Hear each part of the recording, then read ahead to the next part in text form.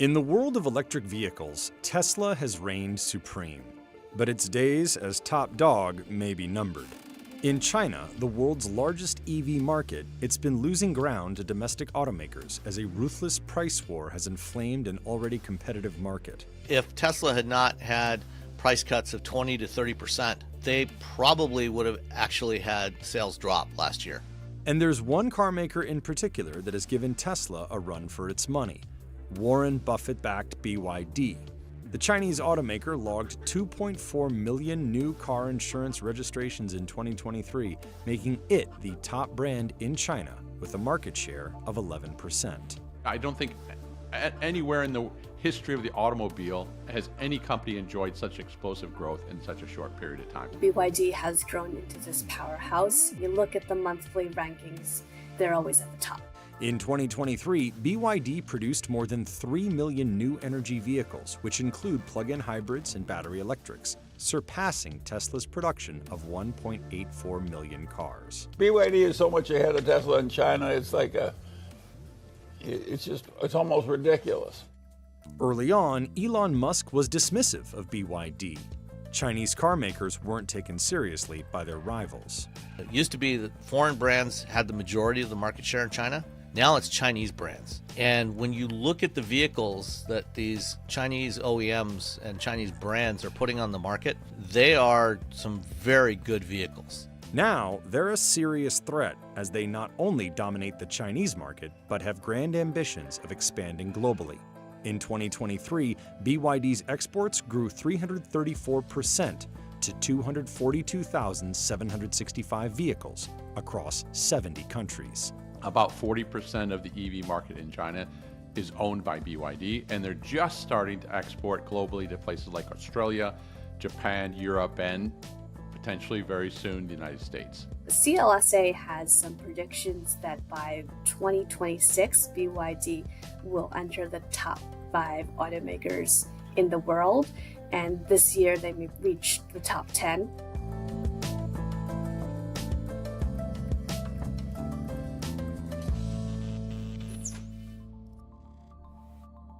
BYD, short for Build Your Dreams, was originally started as a battery company in 1995 by Wang Chuanfu in Shenzhen, China. It started out in the 90s as a manufacturer of batteries for cell phones. And for the first 10 years, low cost was their magic formula. We're going to undercut all the competition. After building a successful business supplying customers such as Motorola and Nokia, it decided to enter the auto business. It bought Xi'an Qin Chuan Automobile and launched its first internal combustion car in 2005, the F3. In 2008, it launched the F3DM, a plug-in hybrid EV. I remember driving in and riding the earliest BYDs. They were called the F3 and the F1, inspired by Formula One racing, which is almost comical because their cars were these sort of mediocre commuter cars that were powered by Mitsubishi engine. In 2010, it unveiled its first fully electric vehicle, the E6. It was progress, but it wasn't perfection still. Taxis would buy the electric vehicle because they got incentives to do so, but very few private individuals had any appetite for BYD cars. The company's auto division didn't see much growth through the 2010s. Sales increased, but only gradually. Profits on those sales were mediocre. In fact, in 2018 and 2019, BYD's sales year on year were declining. Up until very recently, it was on the fence whether or not it was going to make it as a car company. However, it managed to turn things around. In 2019, I saw some of their new products called the Tang and Han, designed by German designers, world-class designers. And the first time you see, ooh, these are actually good-looking cars. There's potential here.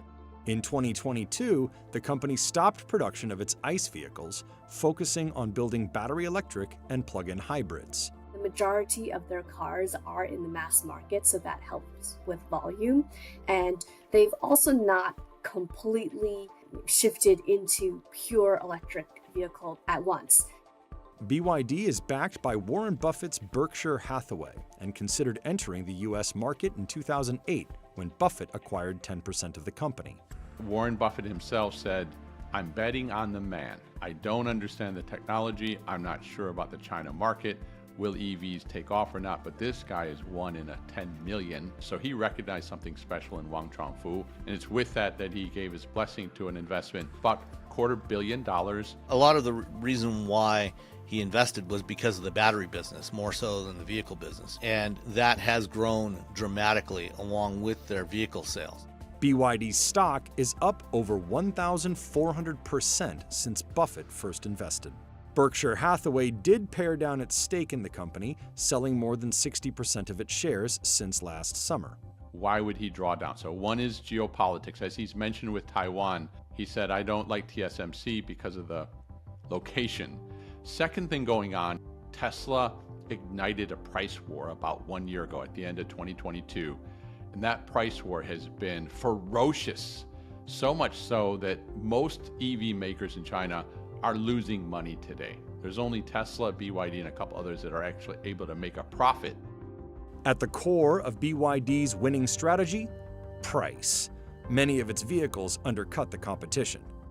In Munich just a few months ago, they launched the Seagull, priced at, get this, $11,500.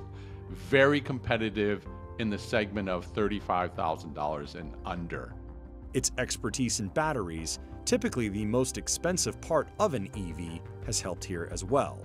BYD designs, develops, engineers its own batteries at scale. So not only they have the capability and the capacity for their own products, but they're also supplying batteries globally with plans to build battery plants all over the world. They are one of the top companies in the world building lithium iron phosphate batteries in particular. They cost about 30 to 40% less per kilowatt hour to manufacture. And LFP batteries are also extremely durable. They last a long time. As a leader in battery technology, it actually supplies batteries to other car makers, like Tesla, Toyota, and Kia. In 2020, it launched the Blade, a lithium iron phosphate battery that the company touted as a breakthrough in high energy density with high levels of safety. By many accounts, BYD's Blade battery is best in class globally right now. What they've done essentially is to maximize the energy density, and this is attractive to everyone in the industry.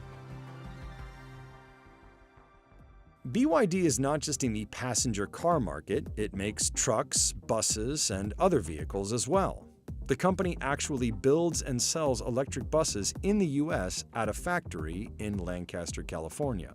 They have had a big business in the commercial fleet vehicles, including buses in the US, Latin America. But its passenger cars are what account for the majority of its sales.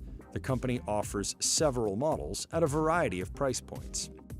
The Dynasty series includes the Kin, with a price starting around $14,000, to vehicles priced all the way up to the Tang on the high end, starting around $34,000. The vehicle that really put BYD on the map for the new energy segment is the Han. It's a sedan that they launched in July 2020, and this car just took off.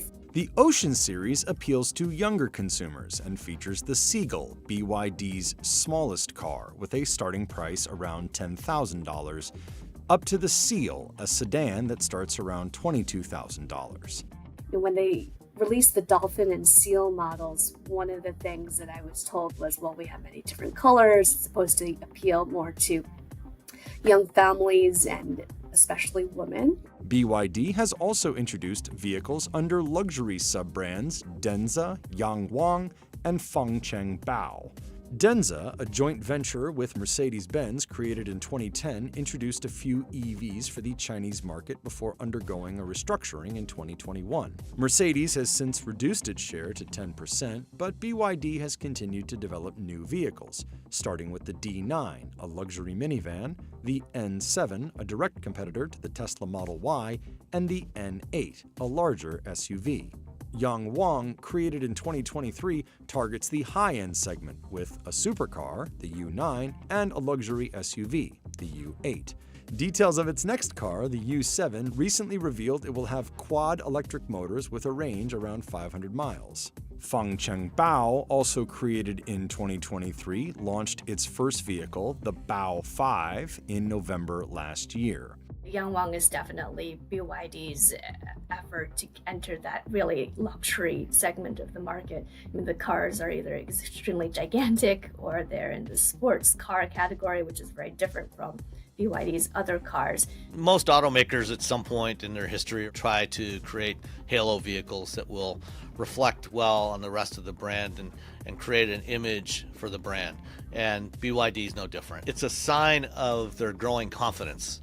Say, look, we can do what Ferrari or Lamborghini or Porsche can do just as well, if not better.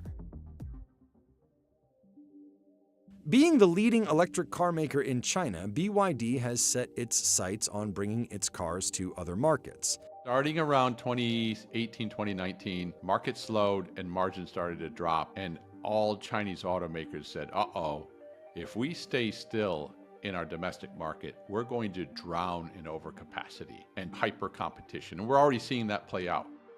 It's already a major player in Southeast Asia, where it has 43% market share in EVs, and is currently the top-selling EV maker in Thailand, Brazil, Colombia, and Israel. In Thailand, they were basically non-existent in the market a year ago, and just in the last few months, they've become the top-selling car brand. And I believe they also have targets to double their sales in the Philippines and Singapore this year.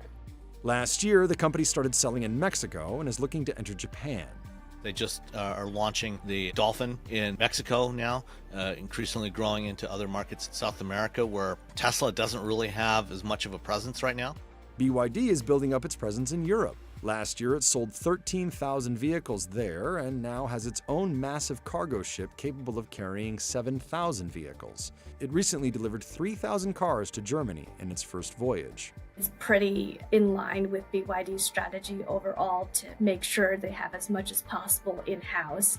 With the ship, that just gives BYD extreme control over costs. It's safe to say that their number one priority right now overseas is Europe, because in Europe, there's legislation to go electric, there's people with money to buy electric cars, there's decent charging infrastructure. The company has said it will open its first European plant in Hungary, but the Chinese automaker is facing obstacles abroad. The EU, in the last couple months, has announced they're going to be investigating subsidies that went into the production of Chinese-made electric vehicles. The EU Commission saying, hey, we don't believe your costs. We think that you're probably dumping or over-subsidizing your products, and that's why you're so competitive here.